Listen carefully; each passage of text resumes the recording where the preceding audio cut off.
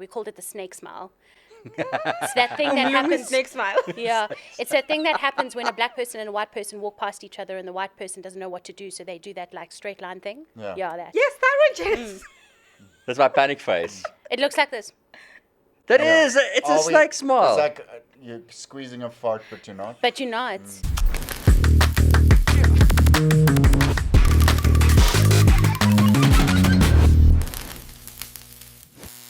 Hey guys, welcome back to the Recovery Room. I'm JC Snook. Hi guys, I'm Jennis Williamson, and welcome, where we have real conversations about fame, fuck-ups, fixing it, and all things that matter. Yep. What's mattering? Still, I'm asking. I still don't know what matters. I don't know what the matter part is. Because we kind of cover it with fame, fuck-ups, and fixing it. But anyway, are we ready for today? We are ready, and go guys. Hi, everyone. I'm Sena and Zungu from the Colorful Podcast. That is my bestie. I'm Stacey Jane from the same podcast, which we co-host, where we also talk about conversations that matter. We maybe have a little bit more perspective on what matters. No? No, Yes? No. I don't know. I don't think it's a we're a competition, bit you more know? clued It's in about- subjective. Yeah, it's so subjective. So what we're doing today, it's a podcast meets a podcast. Yeah, isn't that interesting? We work together on different aspects of the social industry and the entertainment industry. And today we are talking about our perspective, their perspective, and something that you guys will relate to. So let's get into it. Welcome, ladies. What are we getting into? I'm just We're going invited. to talk about everything. So In between. Is All that the the- in-between part? it's the things that matter. I wonder if we're going to find out what matters. No, it never matters, really. Yeah. I think Is this a nihilism podcast? Nothing matters. nothing matters. It's like a subjective view of Matterisms. Matterisms. So I had a conversation recently with the two of you, and we spoke about the overserving, how it's a form of. No, I'm not going to say the quote. You explained the quote about the self-loathing. Remember? So you guys want to jump into that? You know, sometimes I really say I like to, like, I drop bars. Yes. And then someone will tell me that what I said, and I'm like, I didn't drop this Do you bar. remember what you I said? don't remember this, Yeah. but I think I remember, which is, and I'm like, surely I don't sound this smart. Yeah. Yeah. But we were having a very interesting conversation, and I think it was also around perfection, right? Yeah. It was around perfection, service, Yeah. and Overserving. Exactly, and overserving and overextending yourself. And this is something we're both very passionate about because, as different as we are, our upbringings have been, there's some parallels between how we were raised and the version of womanhood and being the girl in the family and being strong and navigating the circumstances that we have to navigate. I know that a lot of that the time that comes from a place of earning, Yeah. love or performing for love. And so sometimes what we think is self-service is self-abandonment. And the line I find between self-abandonment and service is very thin. You can, That's true. yeah.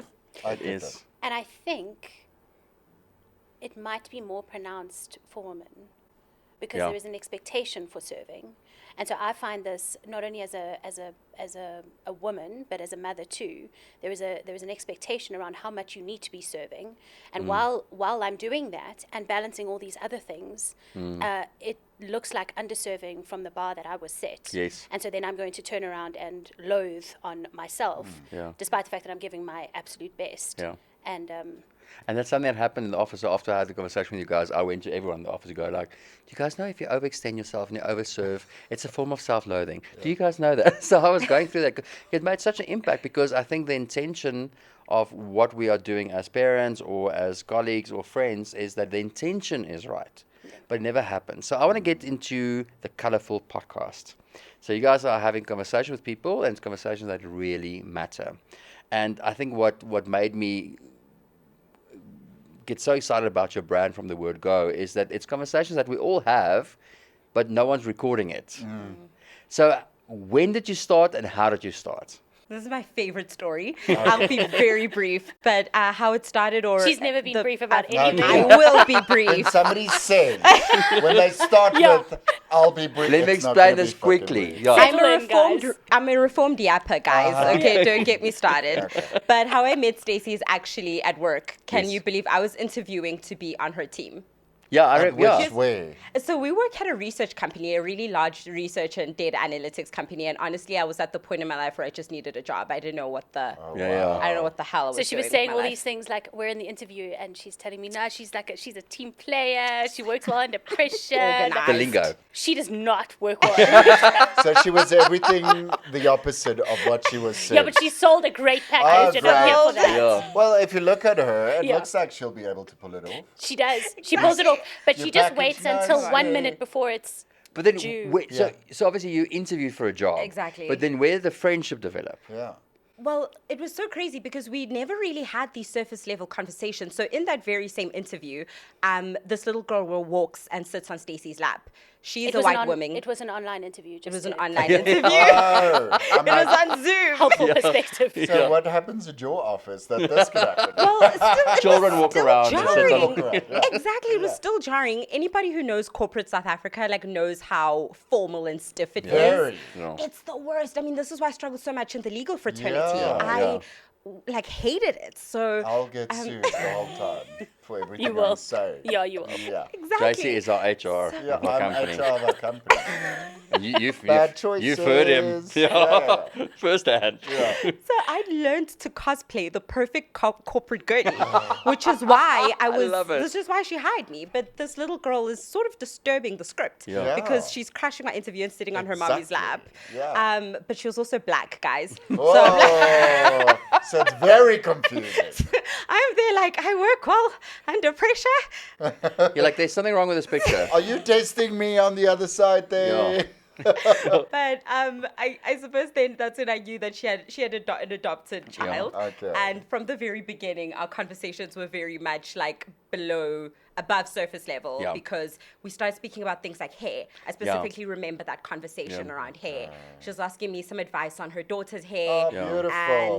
And yeah, that just sort of I loved the fact that we got real really quickly. Yeah. And it's unfamiliar territory. It is. So, especially for a white person, it's Yeah. unfamiliar territory Yeah, yeah. because we feel this like absolute panic that we're going to say the wrong thing, Mm. which often looks like apathy and Yeah, true. silence, which is very loud. Yeah. And we did an episode, one of our first, maybe in our second episode, we called it the snake smile. It's that thing that happens. snake smile. Yeah, it's that thing that happens when a black person and a white person walk past each other, and the white person doesn't know what to do, so they do that like straight line thing. Yeah. That. Yes, that one, Jess. That's my panic face. It looks like this, That is, it's a Are we- snake smile. It's like you're squeezing a fart, but you're not. but you're not. And so we Try it now. no, don't do Sitting it too now. Don't do it now. So we started having these conversations, and then actually one or two people started joining in, and a friend of ours at the time said, I literally want to turn a camera on when you guys chat. Okay. That's And how it that started. kind of led to You know, we spoke about this though, so how we can relate is that we've got Tulani in the office as well. And we have this incredible racial conversations because Yeah. we want to. So, obviously, with my son adopted as well, is that we had conversations about hair and about a lot of different things about Did I remember this? a lot of things. And like my like cream that I use for like winter and stuff that I grew up with doesn't work on Sky.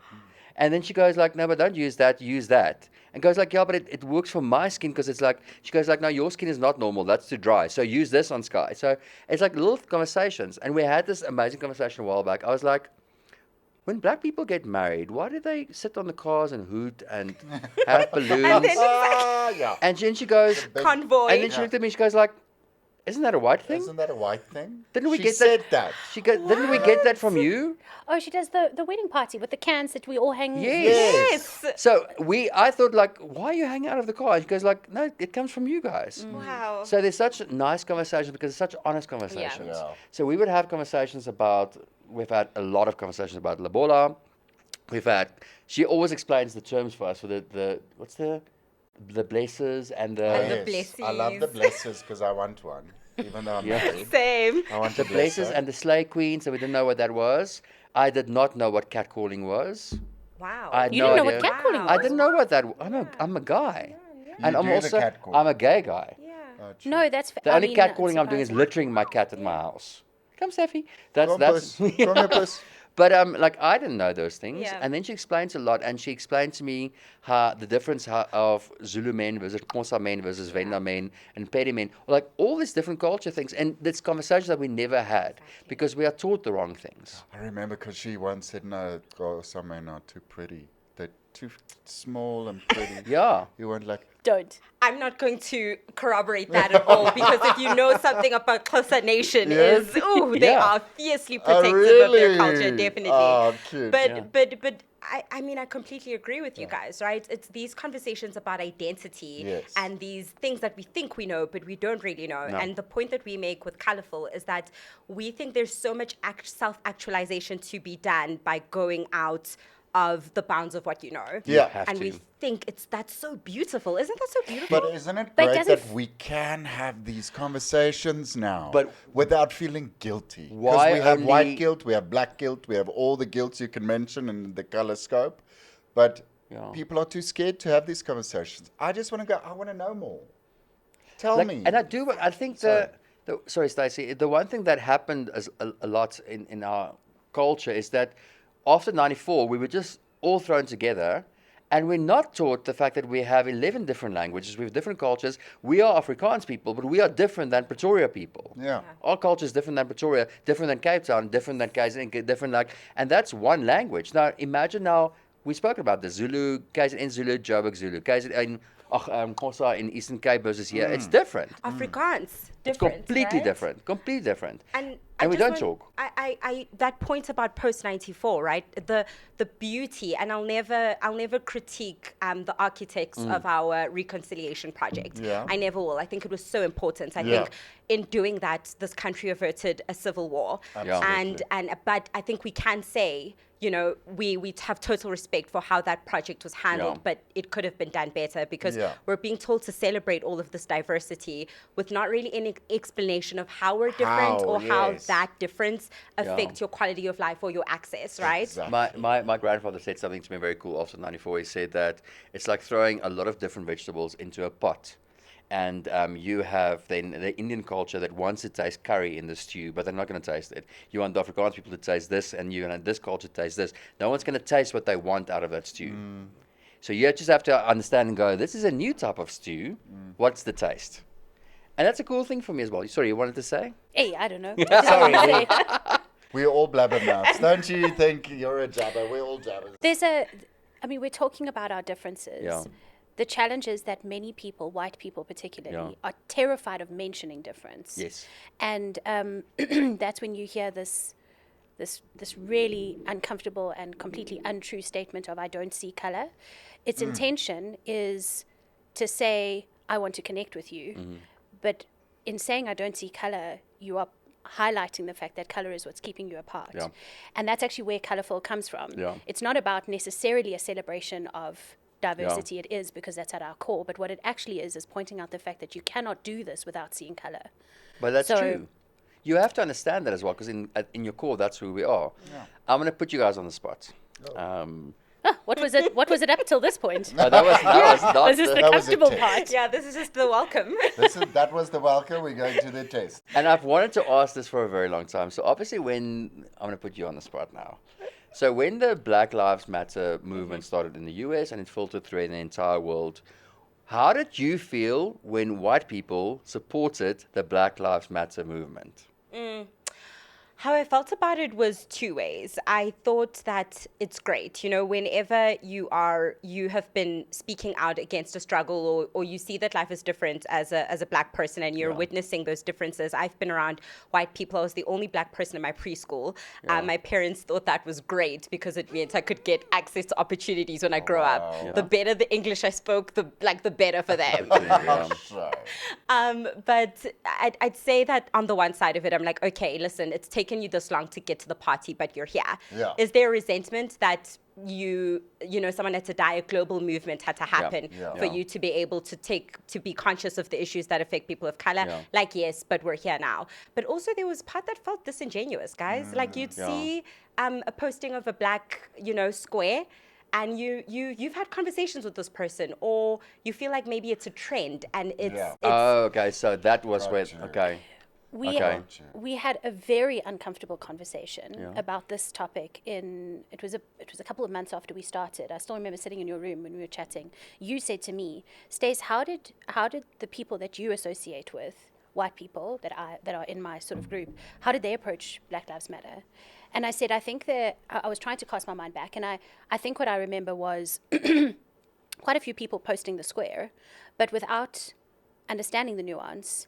And I did hear a lot of all lives matter, which means it wasn't a full understanding of what was going on. It was oh, look, me too, and 'cause that was the centering counter, whiteness yeah. as opposed to actually speaking out against injustice and disadvantage for Black people. Like this is the crux of the issue, is that when there is something worth speaking about, people with privilege feel so uncomfortable that they turn it into a conversation about them. Yeah. It wasn't. Yeah. And so the truth was, true. again, if we're talking about uncomfortable conversations, I had to say to Sena, I know what you want me to say, but unfortunately it wasn't. It was a Yeah. case of all lives matter. I think it's the same with us. If there wasn't a movement now that said queer life matters, I'm like, I think we would support the allies that would do that, but we would also not support anyone that's disingenuous for their motives. It can't be a trend. right. And I think that's what happened. I got very irritated when people went, no, it's not Black Lives Matter, it's all lives matter. I understand that, but it's like Father's Day and Mother's Day. It's not, focus on the one now.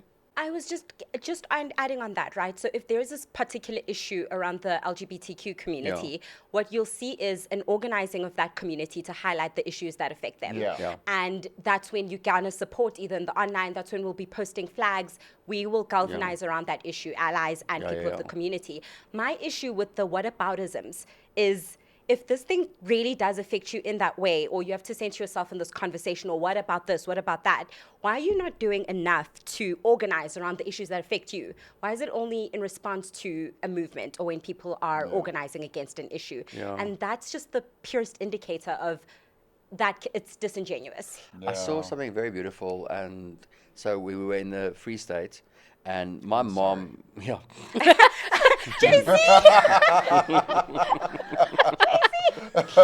so we were there, and my mom is 72 years old, and my son she's like a grey Afrikaans tannie, and my son is 7 years old.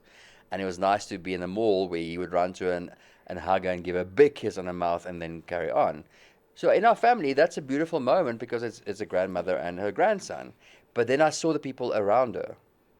Because now it's two different cultures, but it's two different, it's not even an age gap. That's like a triple age gap between the two. And you can see her type of, if I can say it, her audience versus his audience. And which is quite interesting to see. I don't know if you experience that with your daughter as well, that people sometimes get confused. Cape Town's a bit more open though. Yeah, I had it quite a lot when they were younger. I've got two adopted children, and when they were younger, people used to ask really intrusive questions, but they would always preface them with, "I hope you don't mind me asking." Like if you're going to say that, you know that I'm going to. We get that in the gay community Like, as well. We get that. Hope you don't mind, but. Are you? Are you? I don't want to offend you. I just want to ask you something. That's usually like, it. am I- And then it starts with the offend. Yeah, Yeah. exactly. So then people would ask me, "Are they yours?" And my standard answer to that was, nobody owns anybody. These are my children. Yeah. Oh, that's a good- But, we don't own humans. And then the other one was people trying to connect with me, and they would say, so again, I can understand the intent, but did it trigger me badly, was when people would say, I hate how people can just throw away children like this. I have the My clutching love, of the let me pearls. set you straight right now. But that Yeah. incredible mother chose me Yeah. and went through a huge amount to bring this child into the world. Yeah. And was incredibly intentional in the parenting journey that she walked with this child. Yeah. So I feel that that's an opportunity to Educate. to try and offer people a different perspective. Yeah. I'm not saying mine is the correct one. I'm saying that your perspective is uninformed. Yes. So here's your opportunity to go and do some research, and the next time you approach someone who doesn't look exactly like you, perhaps don't go in with an offensive statement, but perhaps be open and curious. And I've realized also to see where it comes from. Because sometimes the intent is also not malicious. Not malicious. Sometimes they're just curious. but I then try to change the language that they go. So I get the clutching of the pearls. If they go, oh, is he adopted? And they grab their pearls. And I'm like, what? I said, are you having a heart attack? What's wrong? Yeah. And I think the intention is beautiful. I have had a lot of support from all different races when it comes to our adoption. And even with your sons as well. And they are surrogate twins. But we get a lot of support across the board because I think people realize not to ask us questions. So one person once said to me as well, oh, where'd you get him? And then I went like, he kidnapped us. And then look at this little baby lying like this. Check his, Yeah. check his 60. Yeah. Fuck, I ordered him off the app. Uber Where do you Eats. think? Yes, I get irritated when I get questions. Yeah, Oh, Weird questions. And we've had this very big thing now, is that I want to stay true to his culture. I want to stay true to his culture. And then I realized that his culture is pretty much my culture. And I want him to, and then I go like, it's not his culture. I want him to stay true to his heritage. And they go, okay, but what is his heritage? I'm like, he's a Xhosa-born boy, but his heritage is also Santon.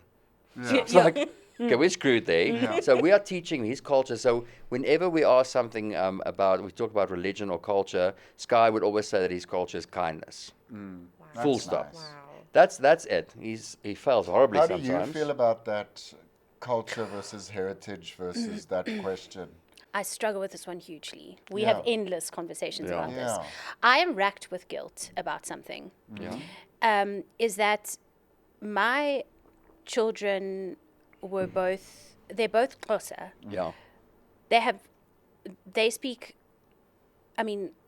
English. Yeah. And I've always wanted to make sure that they could be fluent in Xhosa so that they can have that interaction that's going to be important to them when I'm not around. The one that welcomes them rather than others them, especially by other black people. Yeah. Because they are very much in the space of we're not white and we're not black. So Yeah. who are we? And I always wanted to give them for many reasons, and I'm not even going to pretend that all these excuses are valid. I'm just going to say that it didn't work out. Yeah. And we can still go back and we can still do all of those things, but it didn't work out. And so that's one part of it. And then the other side of it is I am very aware of the fact that I only know what it looks like to walk in privilege. So I know what it looks like to be able to run through an airport because I'm late for a flight. They're not going to have that same experience, especially if I'm not around. And so what am I teaching them, especially if I haven't given them language, that's not setting them up to succeed in life, that's going to get them thrown in a prison or one of those airport prisons, whatever they call them, holding cells, because their experience is different to mine. It will be different to mine, especially if I'm not around. So to answer your question, I'm deeply, I find this question so complicated and I don't have a strong answer for it. It is complicated. That's why I wanted to see your opinion. I didn't want to answer. I just want an opinion because, I mean, it's already the whole process of adoption, and I saw them going through it. It's hard. And then you get the kids, and now you have all this responsibility of not just raising a human, but what about his heritage? What about his culture? And I'm like, what the fuck does it have to do with you? I love him. And I think for now, that's enough for you. It is. And I think as well, Stacey, as the process follows, is that because whatever they're going to imitate is you. Yeah. And then those questions of culture and stuff will come in. So what we've done with Sky is to make sure that all the female roles in his life are filled by women of color. And whether it's Xhosa, Zulu, or Indian, or whatever, that's those influential females in his life. And we could see, so we're exposing Sky to Xhosa at school, and we're exposing him to he's got Muslim friends and Christian friends and German, he's got so many different friends, and then you can see where he sort of pulls towards. And then I asked him the other day, do you enjoy your Xhosa at school? He's like, no, it's difficult, and it takes him too long to get to the point. I'm like, okay. But once again, we're Afrikaans, and he doesn't speak Afrikaans. He chooses to speak English. That's his language. And then he will adapt over time. And I think the same thing that I've learned is that as I grew up, as I had different interests to find my core, I took it upon myself to learn it. So my parents gave me the skills to be able to go to the library and go read about the not so voortrekkers, that's the worst example. No. But read about Nelson our Mandela. Scottish heritage. You understand what I'm saying? So when I had the interest, I had the knowledge and the freedom to go find out about it. But it wasn't enforced on me. But I think this kind of translates back to you as well when you said earlier, I was the black girl in the white school. Yeah. I mean, what I will say is I'm not a parent, but I had this fascinating conversation with my therapist over the weekend because she asked me if I wanted to have children. And we got into this debate, or not a debate, but we had this discussion on the essence of parenting and, and essentially it's a relationship, right? Yeah. And the relationship becomes what facilitates Yeah. the development and how the child self-actualizes. But you need to be the safe space, both of you. It's a give and take. If you're wrong, you apologize. I think that anybody having to navigate a world of different identities, because I have had my fair share of being the only black girl full of, in a white school, so many different versions of myself. And Stacey was over at my family house last week and she said to me, I cannot believe the different worlds you navigate between so much diversity and so much richness. That used to confuse me a lot when I was a kid, and I wish I had better adults to Navigate be open it. and navigate that, of being like, it's okay if maybe you don't feel as connected to a certain practice in my Zulu cultural practice, or it's okay if you don't want to do Afrikaans, or it's okay if you have these sorts of friends. There isn't one way to be a black person. Yeah. And love that. I wish That's that a someone great tip. emphasized to me that there isn't one way to be a black person. And there's also not one way to be a white person. And I think at the end of the day, it's like, because we're so much aware of what's happening around us, we had white guilt for a very, very, long time. Wow. And then you go like, but there's nothing I can do about it. I can change the way I perceive things, and I can change the way I interact or communicate, but I can't do anything about the way I was raised. Yeah. So you We understand are what I'm saying? raising our kids without that guilt. I'm so passionate about that. Can I just say, on the topic of white guilt, I have no idea what the internal mechanisms are. But I will say, as a person of color, that means nothing to me. I don't think it's constructive at all. No. So as you're saying, So the root of white guilt is not change, it's failure. Wow. It's So- connected to the failure. So Wow. we feel, then the white guilt it's a failure that we couldn't do it. Yeah. Like, oh, we were horrible people. So it's not a question like oh fuck, we fucked up, let's change it and move forward. And that's why I try to move away from that and go, I cannot control the way I was raised or where I was raised. And I cannot control the fact that I was born into privilege. I cannot change that. But I can I can teach my kids something different. what now? switch my head. Right? And I Makes can sense, raise my yeah. kids. And you can use the spaces that your privilege offers you, I agree. that people of color have not been offered in the past, Yeah. Yeah. to ask questions and pose new perspectives. And the thing that annoys me is when white guilt stands on its own Yes. as a justification for not being involved and not doing anything. Yeah. Yeah. Oh, I just feel so bad. I feel so bad. And what if I say the wrong thing? Then For say fuck's it. sakes, go pick up a book. Yeah. Like, go figure it out. Again, we're not making our white guilt people of color's problem. No. We It is not that is not their opportunity to come in and save us once again and say, well, this is how you should treat me. Like, go and figure it out, but also invite their voices into rooms that they're not invited Have into. these conversations. But Yeah. this is the conversation. I think the same thing with Tulani in the office as well, because we have this very heated discussion about car guards. Yeah. Very heated discussion. And she would then say to me, Jen, be careful when you say that. Because I feel, it's me, just my opinion, is that I pay a lot of money for insurance, so I'm not going to give a car guard money. And I never have change with me. And I don't want to go to the ATM and draw money and then break it up in 20s or whatever. So and Tulani would not give less than 20 Rand for a car guard. She would not. Because she sees that it's job development, it's something like, and my brain is different. She goes like, but please don't say that to people. I just said it now. But don't say that to people because you'll look privileged and you'll look spoiled. And I was like, oh, that's cool. How lucky are you to have a Tulani to call you out on that, Yes. to challenge that perspective, and you have that relationship and the safety where Yes. she's not indicting you as being a bad person, but actually saying to you, but hey, listen here, Yeah. this is what I think. And Stacey mentioned like race or it goes to any sort of factor on identity. You don't know enough about LGBTQI issues, identity issues, or any sort of that discourse. Just ask and let's start having the conversation. Have the conversation. If you want to know about women and women's issues and what's happening with GBV, you need to be able to create relationships with women, not only when you feel comfortable around them as being a romantic interest, period. Yeah. You need to have women who are friends. You need to have, we all need this diversity to have those spaces that we you do find way you. to learn. But it is how we learn, because we live past each other. And it creates a bigger divide because we don't ask questions. We don't stop and say, why do you do that? Why do you say that? Yeah. We don't do that. And I think It's not questioning what you do, it's questioning why you do it.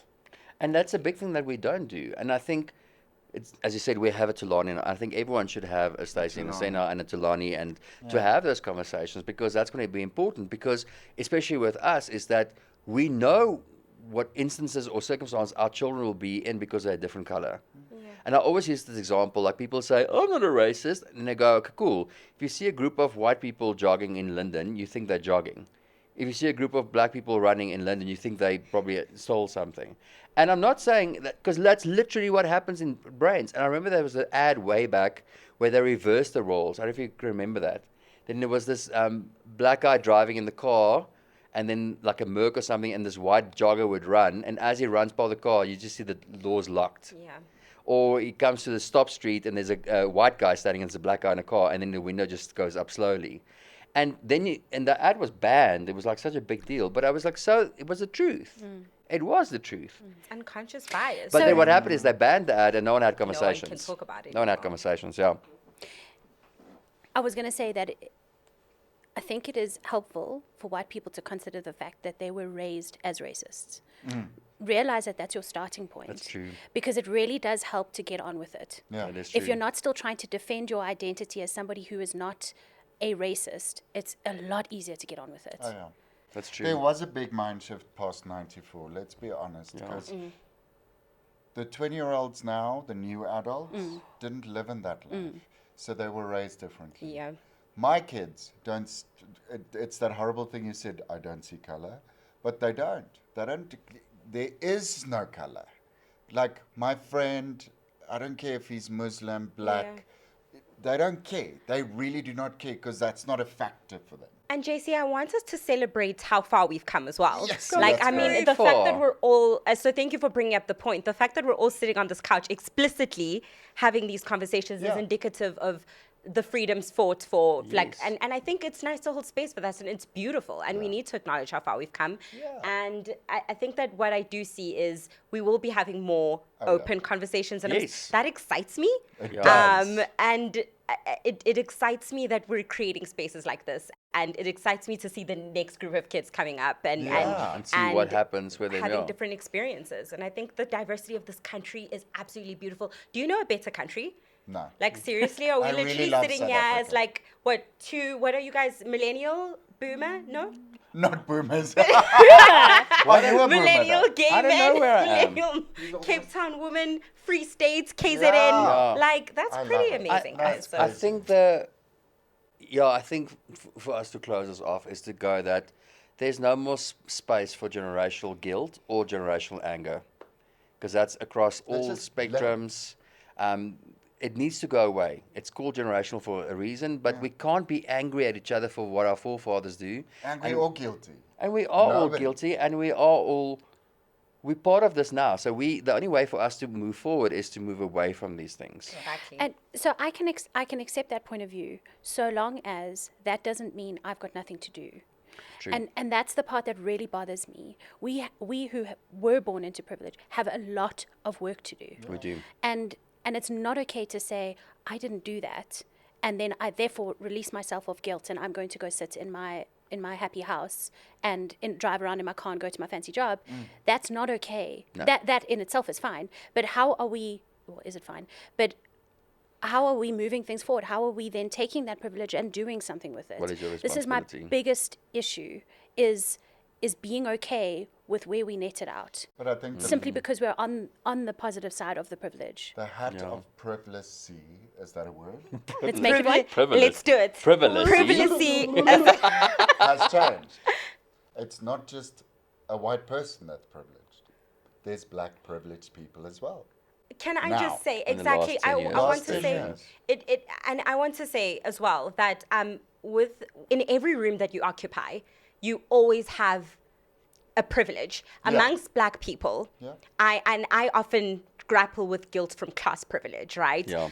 Sometimes I question, is the rooms I'm in and what I speak up against really so that every single Yeah. other person Yeah. can benefit, or is this just also good just for you to improve your privilege? And I think that's the question at the Yeah. back of my mind we should always have. Yeah. Is the cause so that you just get more privilege? Because I see black men a lot, right? Yeah. They're able to call out racial inequalities as soon as we speak about honoring and, Yeah. protecting Exactly. black women. It's a completely different story. Yes, yeah, yeah. In every room you occupy, you always have privilege, whether Yes. that is colorism, whether that is High your five. sexuality. And I just think that the whole message that we're trying to drive is let's be aware of that and let's do something about it. You're not wrong. Over the past few years, we've seen a massive class privilege amongst black people. There's an emerging middle black class. Yeah. And someone said to me that, like, looking away from that and also still just strictly, having blinders on because the issues of underprivileged communities don't affect you is literally what white people did in the past and with their Yes. dossier. Like they Exactly. said the black middle class is literally being the white people of apartheid of, oh, I didn't know, I didn't see this. It's not It's true. the Yeah. same with the white culture as well, because there are white townships now, and we can't now go all of a sudden go, well, they don't exist, because it does exist. So All it's those classes exist, So it is what you and said. it's our job to Acknowledge look your after each privilege. other, yeah. Acknowledge your privilege, and then move from a point of education on that privilege. Exactly. Thanks, Stacey. That's it. And one other thing that I found to be very helpful, I love the way, JC, when you were describing the fact that at your, or both of you said actually, at your kids' schools, there's all the people, all the Yeah. different people, right? Something that I have found to be very helpful in my life, which was an actual exercise that I did, was at some point too late in my life, I sat down and literally sat on my bed and was like, what do your social circles look like? And they looked white and female. Yeah. And so I consciously went out How very dare you? and found myself some gay friends and found myself some black friends. Because we like a purse. We're the easy ones. We're the easy ones to We're the get. easy ones to hook. I literally had to go and do that because I had been socialized to become, well, no, the way I was socialized, or the way humans are socialized, is to feel comfortable in one space. Yeah. And what that does is limit your curiosity for the rest of the world. And you just get fed the same opinions in this ever infinite void, Yeah. of one another, just all confirming what everybody already knows and assuming that that's fact Yeah. because you have no idea what the rest of And the the world looks internet like. is making it worse. It's making it Yes. worse. And so it is so helpful to just go out and intentionally change your social circles. Your life becomes so rich. It is incredible. I literally found like a black bestie and my whole world changed. Also, shout out to white people's music. Like, hello, Red Hot Chili Peppers. Diversity love has it. changed my life. I'm not even hating on white people like that. I'm like, there's some things you guys did, you ate. Like, Something you did Jenny, right. Don't Stop Believing. Hello, Sweet Caroline. That's very white. Calm down. Calm down. That's like country one. Okay, now I've pushed it too far. Now you're very But white for me. I Even agree. for me. I think that diversity is important, and I think even the fact that we can sit here and have that chat, Yeah. it's important because that becomes your circle. And to have the Senas and the Staceys and the Tulanis and the JCs and to say, what do you think about this? Doesn't make any sense. Listen, but we've got to get going. This has been a great episode. We'll probably prostitute. Are we going to beat This is that? how we met. Let me quickly tell the story we'll how I definitely met. prostitute in the We'll future. prostitute in the future. some Cross-pollinate. hoes in this So house. listen to this. I wanted to say cross-pollinate, and I said I almost said prostate. Oh, is that the word you almost said? Guys, I don't know what's happening. just put lube on me. Listen, thank you so much. We're going to cross-pollinate A lot. our two podcasts, I think, quite a lot. Love When that. we're in Cape Town, we want to sit in your chairs and have a chat. We would love that. And I think the big thing, because there's still a lot of topics that we need to cover. We spoke briefly about the patriarchy, and there's a lot of stuff that we still have to cover. So I think we should do this regularly. We can cross-pollinate. Lube. We'll call it from now on. Let's lube a little. lube. Yeah. And you'll know exactly what I'm saying. I will be in no doubt. Yeah. So, yeah, in closing, so how to combat privilege is just lube it up. That was a hard truth. Ladies, thank you so much for joining us. Yeah, It's such an honor. Yeah. And thank you guys for listening as well. And please remember to subscribe and to like and to switch on notifications so you can watch all the previous episodes. And as always, Own the fame. Learn from the fuck ups. And keep on fixing it. We'll chat to you soon. Cheers.